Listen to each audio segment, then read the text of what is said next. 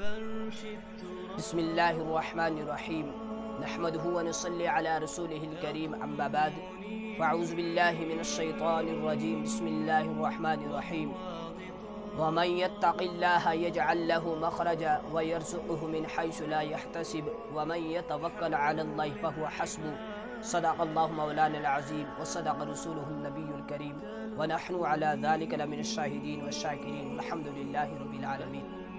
محترم حضرات، السلام علیکم ورحمۃ اللہ وبرکاتہ۔ اللہ رب العزت کا بحد فضل ہے، کرم ہے، احسان ہے کہ جس رب ذوالجلال نے مجھے کچھ وقت کے لیے آپ حضرات کے سامنے گفتگو کرنے کا موقع نصیب فرمایا۔ اللہ رب العزت سے دعا کریں کہ اللہ میری زبان پر کلمہ حق جاری فرمائے، جو کہا جائے، جو سنا جائے، اللہ پاک اس کو اپنی بارگاہ الہی کے اندر قبول اور منظور فرمائے۔ محترم حضرات، جو آیت مبارکہ میں نے آپ حضرات کے سامنے تلاوت کی ہے، اس آیت مبارکہ کے اندر اللہ رب العزت نے میری اور آپ کی اور کائنات کے اندر ہر بسنے والے انسان کی تمام مصیبتوں اور پریشانیوں اور رنج و غم کا ایک واحد علاج بتایا ہے۔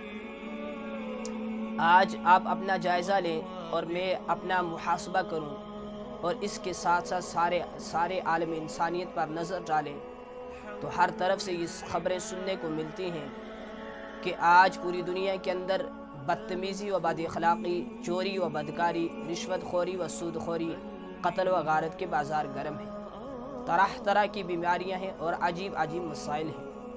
نہ معلوم انسان کو کیسے حالات سے دوچار ہونا پڑتا ہے۔ اللہ رب العزت ارشاد فرماتے ہیں وَمَا أَصَابَكُم مِّن مُّصِيبَةٍ فَبِمَا كَسَبَتْ أَيْدِيكُمْ وَيَعْفُو عَن كَثِيرٍ، کہ تم پر جو بھی مصیبت آتی ہے وہ تمہارے ہی اعمال کی وجہ سے آتی ہے۔ نہ معلوم کتنے ہی گناہوں کو اللہ رب العزت یوں ہی درگزر فرما دیتے ہیں۔ اگر اللہ رب العزت حساب لینے پر آ جائے تو پھر ہم میں سے کوئی بھی بچ نہ سکے۔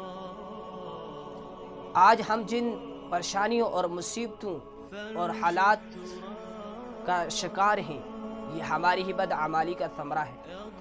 ورنہ جس طرح اللہ رب العزت نے پانی کے اندر وہ صفت رکھی ہے کہ اگر کوئی پیاسا پانی پیتا ہے تو اس کی پیاس بجھ جاتی ہے، اسی طریقے سے اللہ رب العزت نے کھانے کے اندر وہ تاثیر رکھی ہے کہ اگر کوئی بھوکا کھانا کھاتا ہے تو اس کی بھوک مٹ جاتی ہے۔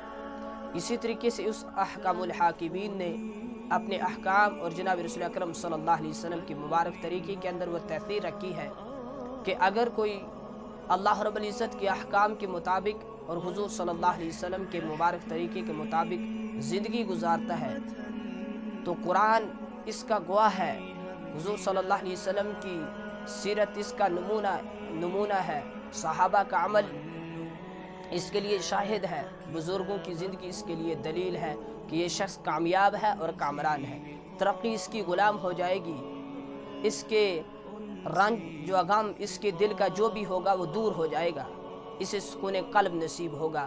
اس کے لیے ضرورت ہے کہ وہ تقوی اختیار کرے۔ جو شخص تقوی اختیار کرتا ہے، اللہ رب العزت پھر قدم قدم پر اس کی نصرت فرماتے ہیں۔ اللہ رب العزت نے ارشاد فرمایا وَمَن يَتَّقِ اللَّهَ يَجْعَل لَّهُ مَخْرَجًا وَيَرْزُقْهُ مِنْ حَيْثُ لَا يَحْتَسِبُ وَمَن يَتَوَكَّلْ عَلَى اللَّهِ فَهُوَ حَسْبُهُ، جو شخص تقوی اختیار کرے گا میں اسے ہر پریشانی سے بچاؤں گا اور اسے روزی وہاں سے دوں گا جس کے بارے میں اس کا کوئی گمان بھی نہ ہوگا۔ تو جو شخص سکون قلب چاہتا ہو اس کے لیے ضروری ہے کہ وہ تقوی اختیار کرے۔ ایک مرتبہ حضرت فضیل بن عیاض رحمۃ اللہ علیہ اپنے بچے کو آغوش میں لیے ہوئے تھے، دست شفقت سر پر پھیر رہے تھے، تو بچے نے کہا ابا جان آج میں آپ سے ایک سوال پوچھنا چاہتا ہوں۔ تو آپ رحمۃ اللہ علیہ بڑے مسرور ہوئے کہ میں دیکھوں کہ آج میرا بچہ مجھ سے کیا سوال پوچھنا چاہتا ہے۔ کہا بیٹے پوچھو۔ تو بیٹے نے کہا کہ ابا جان آپ سچ بتائیں، کیا آپ مجھ سے محبت کرتے ہیں؟ تو آپ رحمۃ اللہ علیہ نے فرمایا اس میں کیا شک ہے، میں جب بھی گھر کے اندر آتا ہوں جب تک میں تمہیں نہ دیکھ لوں مجھے چین سکون نہیں ملتا۔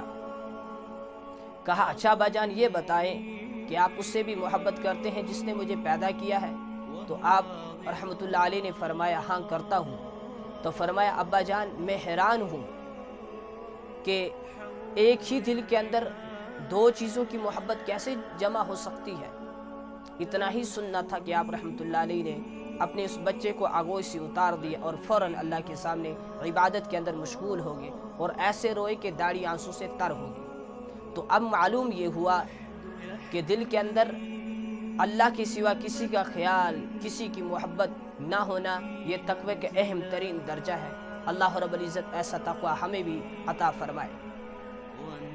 حضرت ابو ہریرہ رضی اللہ تعالیٰ عنہ سے جب لوگوں نے تقوی کی حقیقت دریافت کی تو ابو ہریرہ رضی اللہ تعالیٰ عنہ نے پوچھا، کیا آپ کا کبھی کانٹوں بھری وادی سے گزر ہوا ہے؟ تو لوگوں نے کہا ہاں ہوا ہے۔